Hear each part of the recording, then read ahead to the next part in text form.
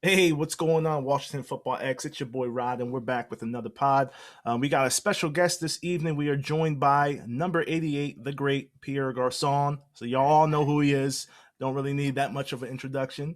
So Pierre, thank you so much for joining the pod. Give you a little bit of round of applause, some cheers, cheesy cheers, but that's what we do here. But yeah, before we kick off, we have a little bit of a history session that we let Phil, the human computer, at least go through the Redskins great that wore a specific number. So this is Pod 60.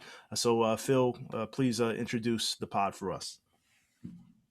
Simply put, man, Chris Samuels, number 60, six-time Pro Bowl left tackle for us, played from 2000 to 2009. He was part of that famous draft with LeVar Arrington in 2000, where he was picked number 2 overall. Anchored one of the best running attacks in the league with Clinton Portis and Liddell Betts and everybody else we had back there. Stephen Davis for the first couple of years. And was a key part of those 2 playoff runs we made in 2005, 2007 at left tackle. Chris Cooley will tell you he's one of the best that's ever done it, one of the best he's ever seen, and he's definitely part of a long line of great left tackles that have played for Washington. Definitely, man. So shout out to Chris Samuels for sure, man. But Pierre, we're gonna jump right in right now. And the question I have for you is life after football. Ellie had said before we hit record, "Hey, you're looking kind of young. You're looking, like you could still get on the field and do your thing." But before I really jump in, I gotta ask you because your agent let me know that you were coming from an engagement this evening. What's your best bowling score? It better be Man, good. It got to be good, bro. my best bowling score is a 299. Oh, really? No way. 299. And it hurts, but it's like something cool that, more guys get 300 than 299, but 299 is my best bowling score. But in my league, I average about 180 right now. I'm trying to get it up because, averaging 180 is like middle of the field. I'm trying to get above 195 and try to stick there because that's a different number when you say you average at 190, 195. But, bro, if I get 180, if I get 180 bowling, I'm probably talking shit to little kids in the bowling alley. I suck. Like I'm chest bumping. I'm pumped up if I do that. But that's awesome. 299. I mean, 300 is a perfect score in bowling. So that does sting. I get you there. I definitely do. But beyond that, business wise, what are you doing these days as well? I kind of want to give you a chance to plug your compression socks specifically. Oh yeah, I'm definitely starting a brand. I've seen a lot of brands grow while I was in the league. A lot of guys from Battle, Under Armour. When I was in college, I remember Under Armour giving us cleats to wear, and nobody wanted to wear them until they just kept pushing. That's why I decided to start now with my compression brand. It's called Speed Aid Compression. Our first product is compression socks, but we will grow to more products. But I wore compression socks. I played in the league for 11 years, and I wore compression socks in Indy, and I carried it over to DC and San Fran. But it was something that I was always wearing for flights, for games. The trainers gave it to us for flying because we had to fly all the time wherever we go. And they're like, hey, this will help your swelling, your ankles and knees from swelling because just the air pressure in the sky, and it could cause blood clots and it could cause a bigger issue than we need. So wear these compression socks. I was like, yeah, this is gonna help me. I was the first to grab them, and there was some good quality, some bad quality, and then I was like, all right. I'm not literally done playing, but after I take my time off, I'm like, I can make a better quality brand. I kept wearing the socks. I wore them in the game. I wore them throughout, the year. It just became part of my outfit, So I just created a better quality of it. And now we're trying to partner up with teams and with the NFL and get it out there. And we're on Amazon. We're happy about that. It's a different, stepping stone and way of getting there, but it's tough, but it's fun. I enjoy doing it. I'm always into business. I used to have Spitfire, so the business route is something that I don't mind going, but it was fun. It's something that I wore, something that I know a lot about, and when a doctor recommends it, you're gonna wear it. I had to wear it. I got comfortable with it, and it became part of my football uniform. It became part of my flying attire, and I decided, hey, let's do something I know a lot about and keep pushing it. No, that's awesome. And then I seen your Instagram where you guys were kind of soliciting feedback from some of the fans out there, and somebody said, like, I was gonna comment, and girl was like, military green. So Pierre, please. I'm still active duty military, man. And yeah, it's funny you talked about the swelling and whatnot, because I wore my boots for about 14 hours a day last week or so. I was down in Texas training with some British soldiers. And I'm showing my wife, and I'm like, man, my legs are swelling. So hearing you testify, I need it. I'm gonna send you guys some. I have to. Let me get your address after. I'll send you some. You tell me the quality. You tell me the honest feedback, because that's what makes us better. Hey, I already you can't see it. I got a pair coming Monday. I ordered the 20 to 30 centimeter. I'm a former long distance runner, so I go through compression socks quite a bit. So I cannot wait to try these. I got the navy blue one. Please give, because that's what makes us better, because we need to, because I'm biased, my friends are biased, but when we get honest feedback, we can make corrections and get better. And the military color, it's coming. And I went to military school when I first year in Vermont, and I know what those guys go through, and they're on their feet all the time. And then they had to go to PT in the morning and then go to football practice. So you guys get your hats off commitment for all of that. That's a tough thing to do. Well, yeah, thanks. The price points is perfect too. I'm gonna tell you right now, it's a perfect price point. I appreciate it. We got competition out there, but they're a lot older than we are, but we're growing. That's the happy thing about it, that we're moving in the right direction. Yep, and we'll plug it for you too, brother. And best believe the address. I'll send you guys some. The rest of you guys will do. And you best believe when we hit in 28 episodes will be episode 88. So you best believe you're going to know who that one's going to be about. So you might want to tune into that one. Hey, I'll come back on. I come back on. That's awesome. So Pierre, and you've had a fantastic career, and hopefully more years to play, but you played for Tony Dungy, Jim Caldwell, Mike Shanahan, Jay Gruden, Kyle. So shoot it to us straight. Where did you feel the most home at on the field with like the system, the X and O's? And then where did you feel most home at, off the field with your life outside, what your family's involved with, both sides. So what's your opinion on that? It's crazy because I had different lives in the NFL, growing up, and that's normal for any player in the NFL that spends 11 years in the NFL. My first team was Indianapolis Colts, and I was fortunate to go into a system that was just, hey, just fall in line, watch Reggie, watch Marvin, watch Dallas, watch guys that have done it, and, take from them and just do what they do, because you're here for a reason. Just watch these guys. They're professionals. Do what they do. Tony Dungy, there was not a lot of yelling and screaming. It was, the system ran himself. You just fall in line.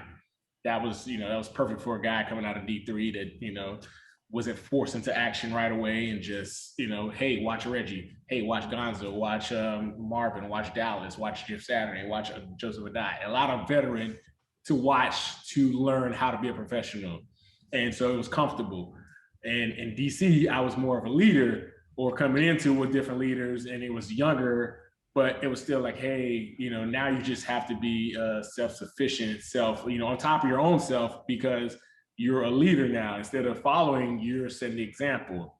And that was my role in DC. And I tried to play that role, try to set the role. It's harder, when the team's winning, everybody falls in line. When the team's losing, it's division. But that's just how life is. And then when I went to San Fran, that was more like hey, you're a leader, help these young guys be ready for Sundays, because, we're gonna depend on them. You're not gonna be here forever. Get these guys right. Get them focused on the playbook, get them focused on their body, get them focused mentally, and just help them. And that was easy because they did it for me when I was in Indy. So it was like, hey, guys, study your playbook. Hey, this is going to be ready for this kind of week. Be ready for that. And I was at home everywhere, but, my roles changed, but it was fun because at the end of the day, we all just played football. And that's what I enjoyed doing the most. At the end of the day, if things go bad, just hit a guy hard or block a guy hard or run a guy over, get that anger out and get back to the focus on the job. Run the guy over was something you were special at, man. You were a tough that was me taking my frustration out on. I loved it, man. Taking my frustration out on defenders. That was my way of exerting the extra that was built up inside. And when you made that catch against the New Orleans Saints, Week 1, 2012, oh my gosh, that's still one of my favorite favorite plays Oh, in the man. history of the NFL. Let me tell that snack. I mean, it was like fingertip, but you brought it, and then you were gone.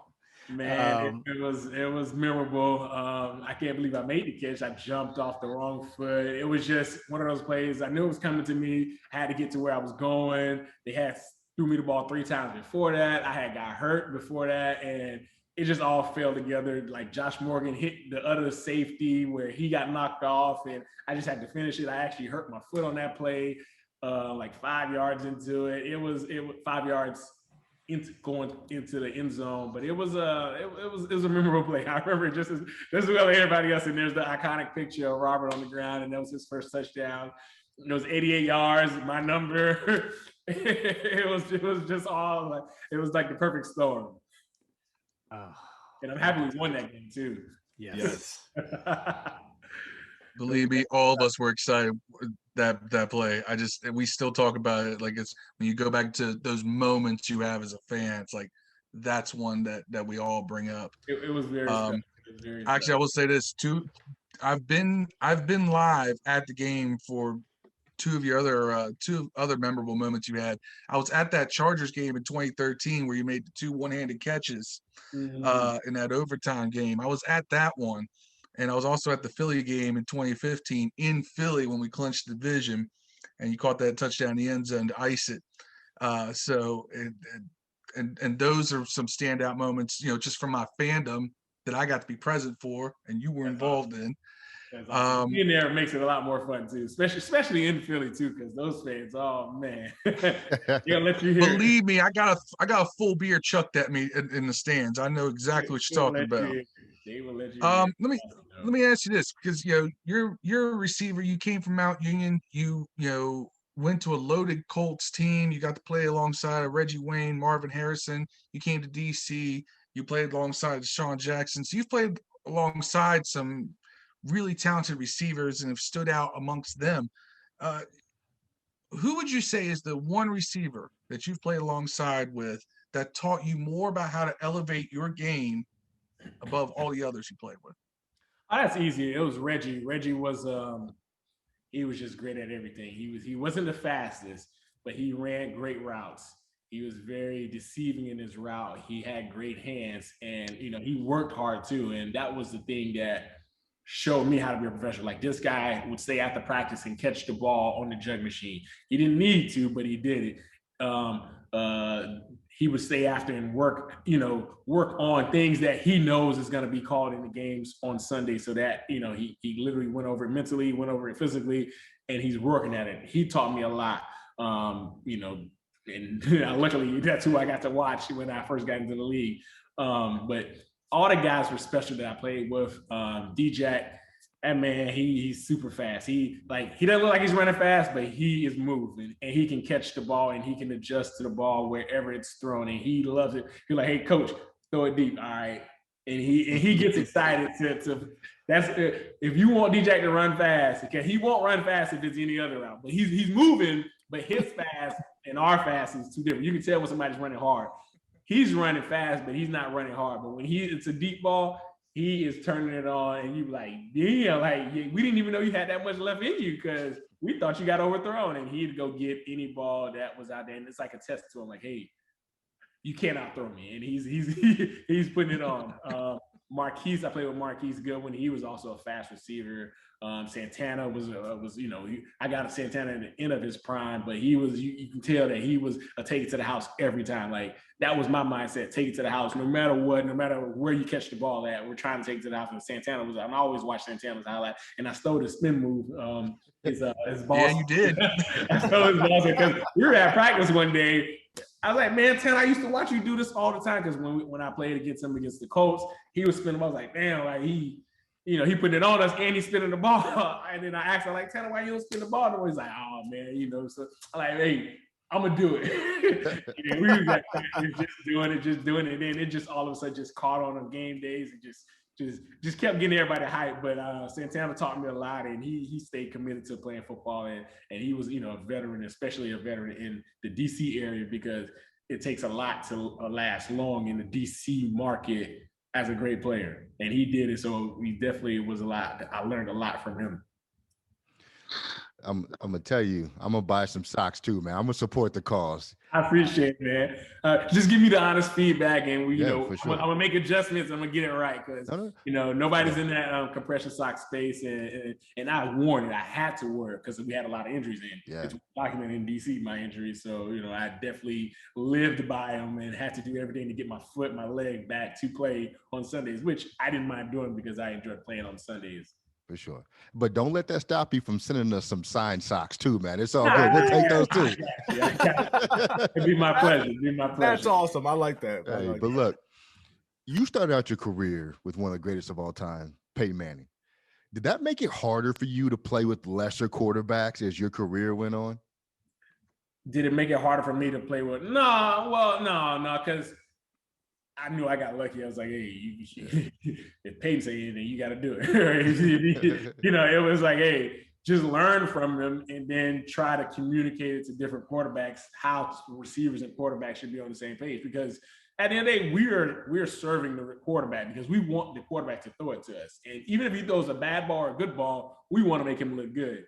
So I'm like, hey, trust that I'm going to be there and just throw it. I'll make up the rest. That's what a receiver always goes by. Hey, if the quarterback throws it to you and it hits your hands, it's your fault that you didn't catch it. So it wasn't harder to play with lesser quarterback. It was just like understanding what your quarterback's strength or weakness is and trying to make his job easier because he's trying to make our job easier too.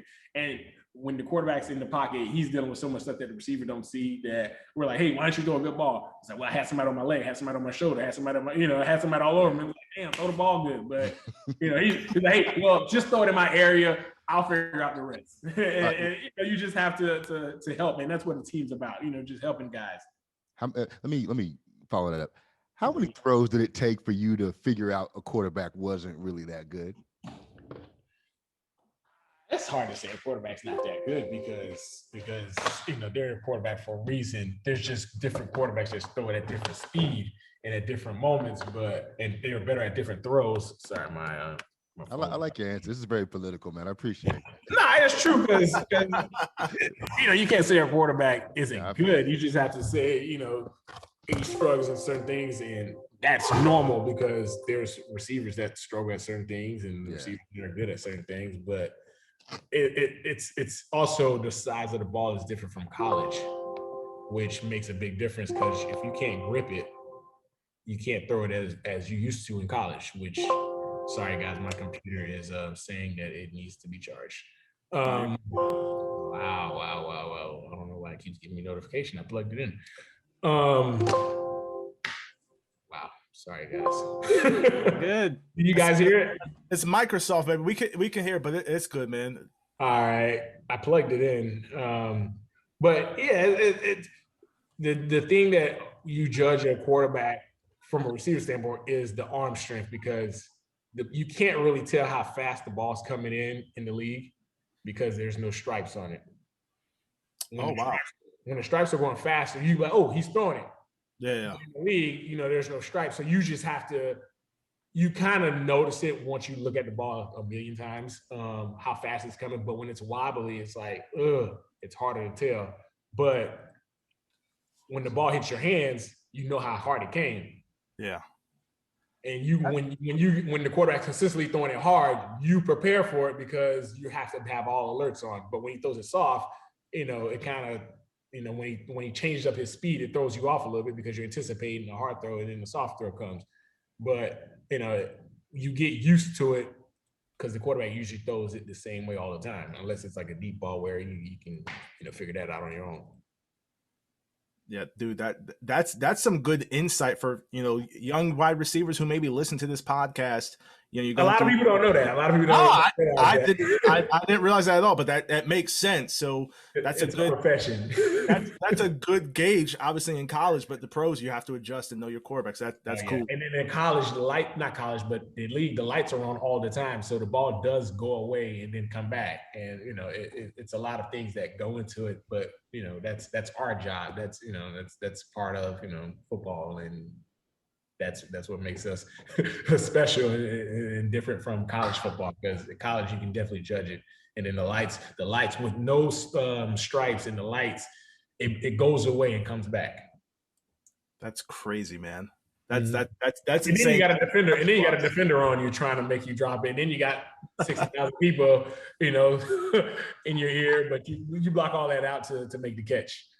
No, that's dope, man. Hey, so we're obviously everyone knows we're in free agency right now. So Pierre, you were a 6th-round draft pick in 2012. Well, not 2012, but you were a 6th-round draft pick, and then your first free agent payday came in 2012. You came to DC. We loved you. We embraced you.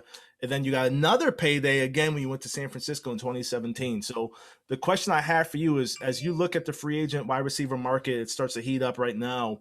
What are your thoughts on Curtis Samuel signing with the Washington football team? And what do you think he means for our offense moving forward?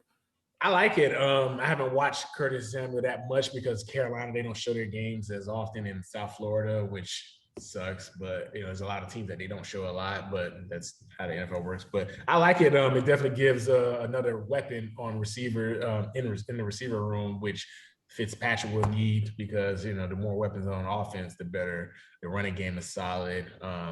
I like it. The more receivers, the league is turned to a passing league. So the more pass catchers you have and a veteran quarterback, he definitely will make it happen, make their job easier as young receivers. So I like it a lot. I think he will bring a lot. He's a hard player. He runs after the catch. He makes tough catches, and he's part of Ron Rivera's system before, I think.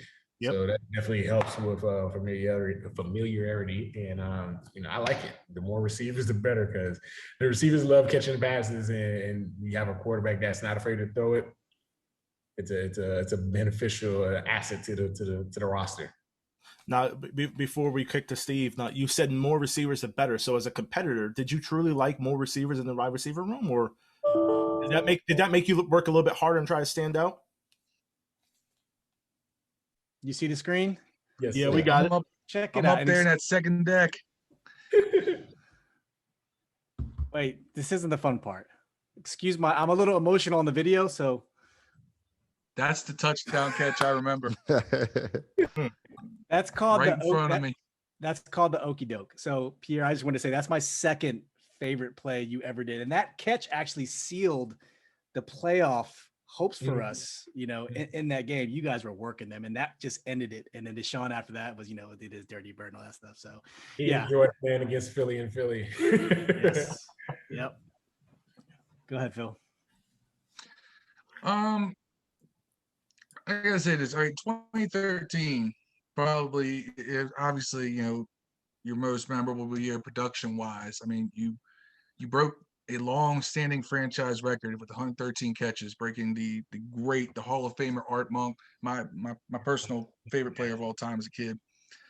You broke his record of 108 catches from 1984. Tell me, I mean, knowing that you broke a mark set by a Hall of Famer and by someone who is so revered by Washington, I mean, what was that like? What was that like to be able to say, man, I just took over this all-world guy who everybody in this town loves, and I just broke his record. Damn.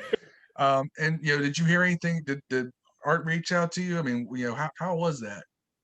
It was amazing. When you're in it, when you're playing football, when you're in it, it's more like week to week instead of like records and year in year, because every week is important, and you just locked in. You lose track of your stats, you lose track of things until somebody reminds you. And you're like, oh, okay, I do have around that much yards. Oh yeah, I'm in this much. But Art Monk is such a great guy. I remember watching him play. I remember, not vividly, but like I remember highlights of him. And after I broke the catching record, he came to Redskins Park, and he met with me. He was like, "Hey, when I broke the record at 108, the guy that he broke it from met with him at Redskins Park and had lunch with him, and just passing on the torch or whatnot." So that was my first time really like meeting and hanging out with him, and he was a very nice guy, very, very cool, no craziness, just easygoing. All about, just love and respect. And I have to pass that on too when somebody else breaks the record. But it was awesome meeting him. He was a great player. A lot of people love him. A lot of great players from him. And he is, the the best receiver to do it. He is a Hall of Famer. It was an honor to meet just, the human being, not the football player, but he was just a great person and definitely carried that record the right way. And I hopefully pass it on the right way too, because he showed me how to do it, just like my leaders in front of me, Reggie, Marvin, those guys showed me how to do it. And Art showed me how to do it. And it's a great thing to fall in line with those great players. That's awesome because, Art's kind of, he's not a real out there guy. Like, he was never a guy who always kept his face out in the limelight. I mean, there's a lot of guys from that era that are still constantly in the media, Riggin, Stock Walker, all those guys, they're on the radio, they're on TV. Monk's someone who just like, he just lives a real quiet life. So I was wondering if if he had actually had a chance, if he had met with you, say congratulations or whatever. So that's pretty cool. He was able to do that, and kind of gives you the incentive to pass it on if someone ever breaks your record.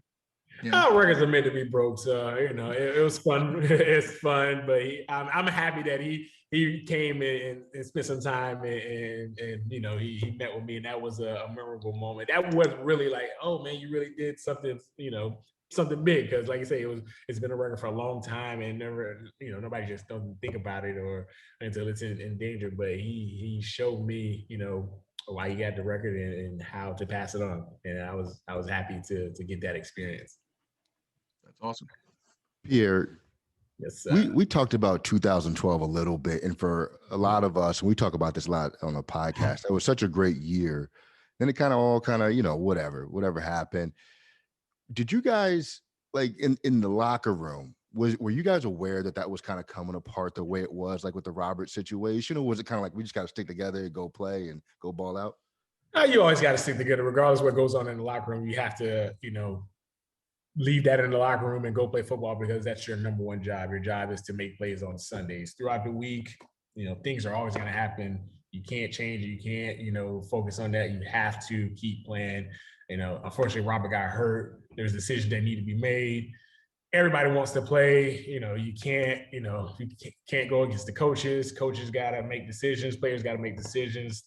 Decisions got to be made. Was always tough decisions on Sundays or Saturdays or the day before the game. But, we always wanted to stay together to keep, because we, like, you guys felt it. We felt it too. We're like, hey, we actually got a chance. Like, we're young, but we're still good. We're competitive. We're competing. We're not laying down and getting beat. We're it's not going all the way 100% of the time, but we're showing flashes of potential. So we're like, all right, to say we're going to win the Super Bowl 2012 is a stretch, but we were happy. We knew we were a playoff team. Yeah.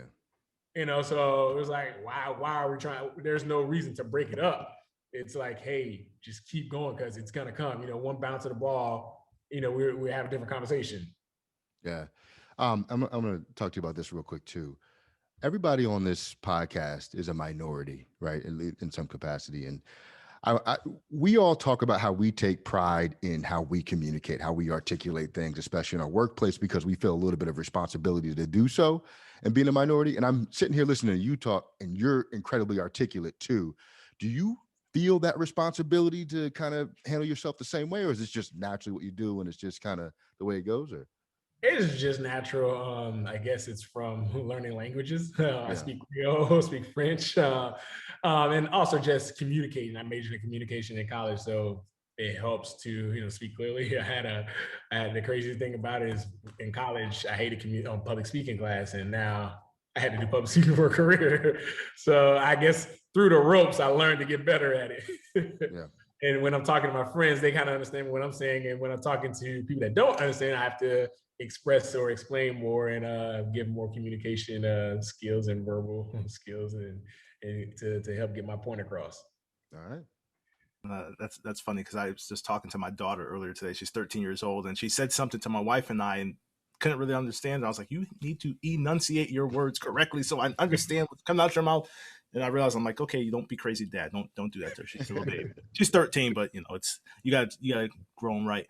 But Pierre, this has been an awesome experience for us, man. Really happy that you joined the pod tonight. But we have one closing question for you, and it's it is actually 100% tied to Jay Gruden's recent interview on the Kevin Sheehan podcast. Are you aware of it? Did you hear of it at all? Oh man, I was there. I know what happened. Okay. So you know what I'm teeing up right now then. We as fans, Kirk Cousins against the Eagles, got a chance to score. He kneeled the ball, and for years, I'm like, this guy is a goofball.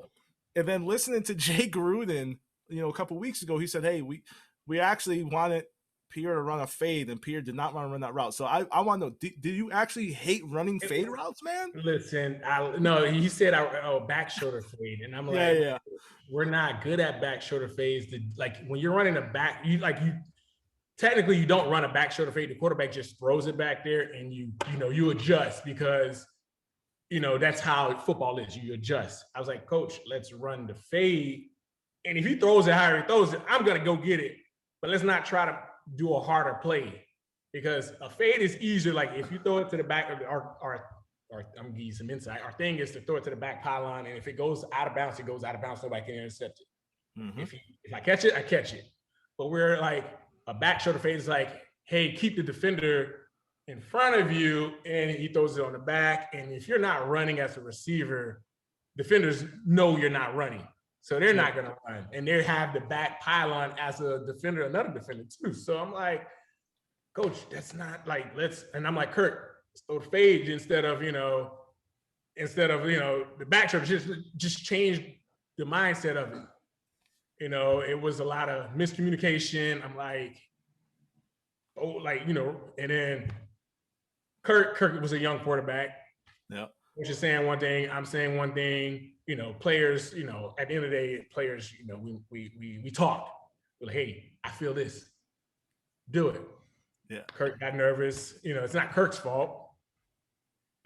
It was just miscommunication in the spur of the moment. And if you guys only knew what happened in the locker room after Tell us. What's up? Hey, everyone's gone. Tell us. Nobody's there anymore. Won the game, but it's like any family. There's always discussions and disagreement. Jay Gruden's the head coach. We should have ran the play. I should have never told Kirk anything, but me running the play to get covered was never really like a smart thing to do because we weren't good at it. And I'm like, coach, this is like Kirk, throw the fade, and then the worst case scenario is that it goes out of bounds. I'm not gonna let him pick it off, but I'm not gonna let him. But if it's a back shoulder fade, I can't really defend a back shoulder fade because I'm never really running fast to stop, and it was a lot more complicated than we wanted it to be. Yeah. But why make a very difficult play, the fade, even more difficult with the back shoulder? We never really emphasis or put in time to like get good at a lot of stuff, which kind of like was the downhill of, because we had a lot of good players.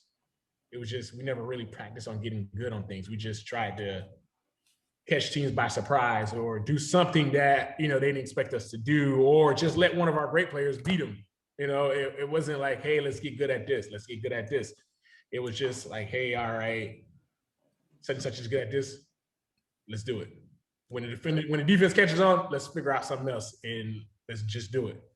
As a fan base, I'll tell you, we never expected fades that year. That genre, we never expected fades. We never practiced it. We never got good at it. We never really took advantage of it. But it's football. You're gonna have to call things that you're not good at too as well, and you just have to do different stuff. But I was like, Kirk, throw this. Kirk wasn't. Kirk didn't want to go against the coach. Yeah.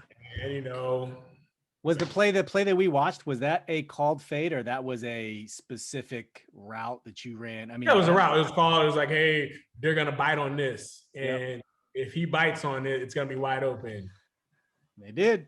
You yoked Thurman. Let's not forget that. It was man-to-man coverage. When those are easy coverage. When it's man-to-man coverage, you just got to beat the guy in front of you.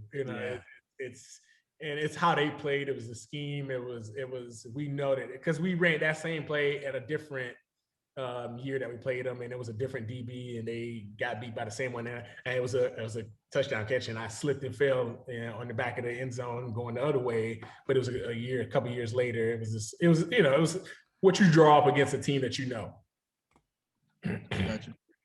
Oh, definitely. That's good clarity. So, ladies and gentlemen, you heard it from the man himself. Like we have clarity on what Gruden was talking about.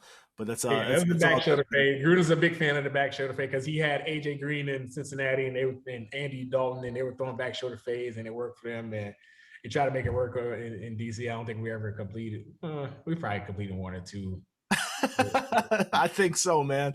It's all good though. Yeah, but on a deeper level, I